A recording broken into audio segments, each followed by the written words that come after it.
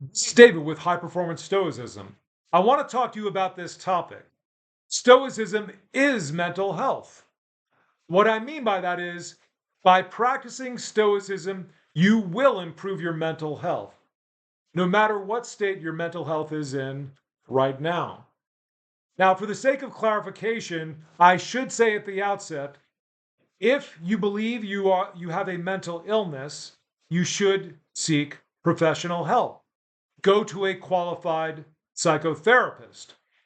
Now, where Stoicism is concerned, this is really interesting because the most widely practiced form of psychotherapy in the United States, the most widely tested form of psychotherapy is cognitive behavioral therapy, and its originators have said explicitly they got their ideas from guess who? The Stoics. So there's a way in which your work with your therapist, if you need it, can go well with Stoicism, and I'll explain that at the end.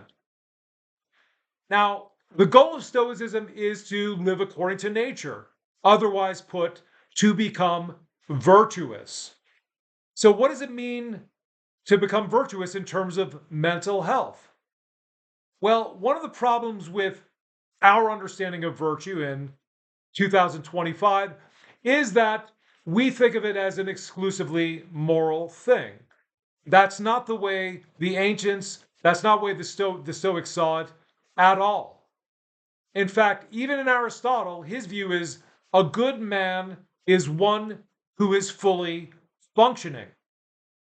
His soul is so well attuned to whatever circumstances he faces that he can handle anything well. So there's nothing neurotic, there's nothing about anxiety or depression that the virtuous man would have. And then for the Stoic view of virtue, that's even more so. So that's something to keep in mind, because when you have any kind of neurosis, you could say in that area of your life, you are not fully functioning. By moving toward virtue, you are moving toward being fully functioning, and that would be an amazing thing. Now, when the Stoics talk about people who are not virtuous, here's one of the things that they say about you, they say it about me. They say that each of us is sick. Now, when they say this, they mean we don't have the kind of mental perfection, the perfection of reason that is included in being a virtuous person. And here's the key difference between the Stoic view of sickness and our contemporary view of mental illness. The Stoics view human sickness in a much wider frame. They think certain things are sick that we would say, well, that person is normal. Now, there's a big reason for this, and that is we think this person is normal, this person's a little sick, because we are comparing ourselves to each other. As long as something doesn't greatly interfere with your normally functioning in life, we say, okay, that person is mentally healthy. The Stoics have a different comparison in mind. You might already be guessing it.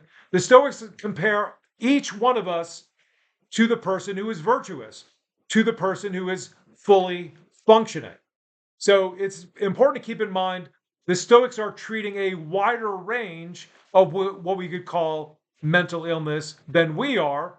And I'll just give you one example of why the Stoics do this. Take a man who has an excellent job, he has a good family, he meets all of his responsibilities, maybe he gets down on himself or down about life here and there, but he bounces back pretty quickly. Most of us would say this person is mentally normal, right? Someone who's pretty neurotic would say, I want to be like that guy. But here's one other thing about the person I'm describing. He's always wanted to write a book. He's thought about it for years. He's read hundreds of books. He's read books about how to write books, but he just hasn't written a page. In my experience as a coach, there's many people like this out there, more than you could imagine, because what's going on with this person? Rationally, they say, well, of course, this is what I most want to do. They say, but for some reason, they just can't put pen to paper. They just can't sit in front of the keyboard and type out a page or two. So the Stoics are going to look at this and say, this person is overwhelmed by fear. So they are sick. They're short of this virtuous person, the sage that they're so interested in having us focus on. So, yes, the Stoics are going to include things like anxiety and depression, which we'll talk about in a minute, but they think things like the way most humans are ruled by fear, that is a real sickness. So that's a good thing to think about, or that's a good thing that they thought this way, because if you practice Stoicism and really put your heart into it, you're going to cover more things that are problematic than just things you would go to a therapist for. So let's talk about some mental illnesses that we're familiar with. Let's talk about anxiety. Seneca says the hallmark of the freedom from anxiety is the hallmark of the virtuous man. And that someone who experiences anxiety, they would say, well, that's the person I want to be. But why are people anxious? Contemporary research, which is in line with Stoicism, says it's our thoughts that give people bouts of anxiety. They believe that there's something to fear about a situation, and that causes them anxiety.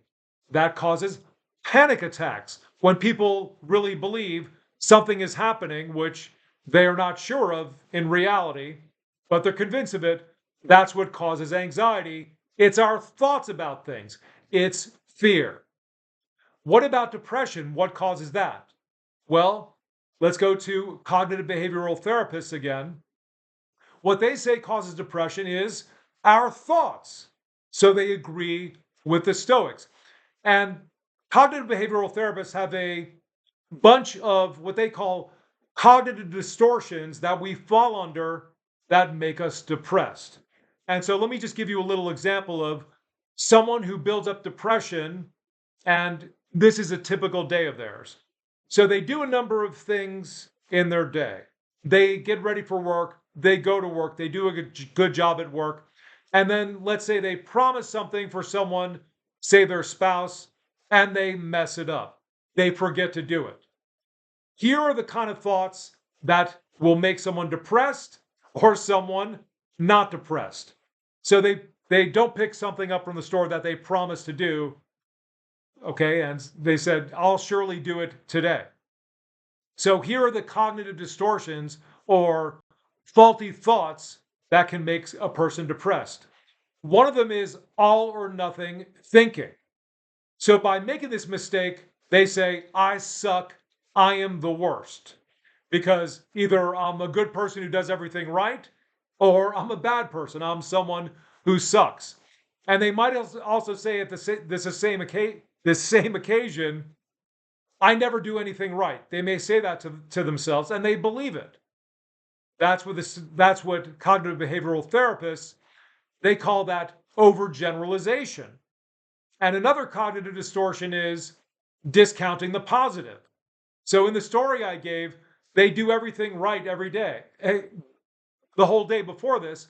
So they got ready, they put their clothes on, they didn't walk out of the house with socks that weren't matching, they didn't walk out with two right shoes, they drove well to work, they did their job at work. They discount all that and just focus on the bad things. So you can see by having such thoughts, I totally suck, I never do anything right, and then discounting all the good things in their mind, that can make someone depressed. And research has shown that is what makes people depressed. They ruminate over these things and repeat them again and again. And if you think about it, if you keep repeating these things, you would be depressed too. That would be, in a sense, rational given the thoughts you're feeding yourself. So, how does Stoicism deal with anxiety and depression? How does it alleviate these things? Well, first of all, Stoicism is not focused on just some parts of your life. You are focused on the whole of your life. And what you want to do is you want to watch your mind in total. You want to watch all the thoughts you have. And the Stoics are going to say, watch over your mind, watch over your command center, they also call it, and just don't have negative thoughts, even about other people, even about people you will never meet. So there's a politician you hate, just having negative thoughts about them, that's going to do things to your mind that will take you in the direction opposite of virtue. Another thing that's going to happen in practicing Stoicism is that you are going to become very good at reframing. So you know you're too hard on yourself when you make a mistake. So the reframe you need to do, or one of them is, the second you make a mistake, say, it's just a mistake. I am human, so I make them. That's one reframe. Here's a Stoic reframe that works in every situation, which is turn each situation to good account. So that is, when it's pointed out by your spouse, you made the mistake, you take this occasion to make things even better. I'm going to turn this into a good situation. You're totally right. I messed up. My fault. I'm going to go back right now without any resistance or with little resistance. So, in practicing Stoicism as a whole, you're going to prevent the kinds of thoughts that make people anxious, that make people depressed. And here's a beautiful thing about practicing Stoicism. It's something Epictetus pointed out. The traits and qualities and life that you're going for as a Stoic, you want to be virtuous, which is going to bring about happiness, and you're going to have joy, unlike what anyone else experiences. By making progress toward that, you experience that to some degree. So the degree to which you take it seriously and practice Stoicism is the degree to which you get toward that beautiful state the Stoics are going for.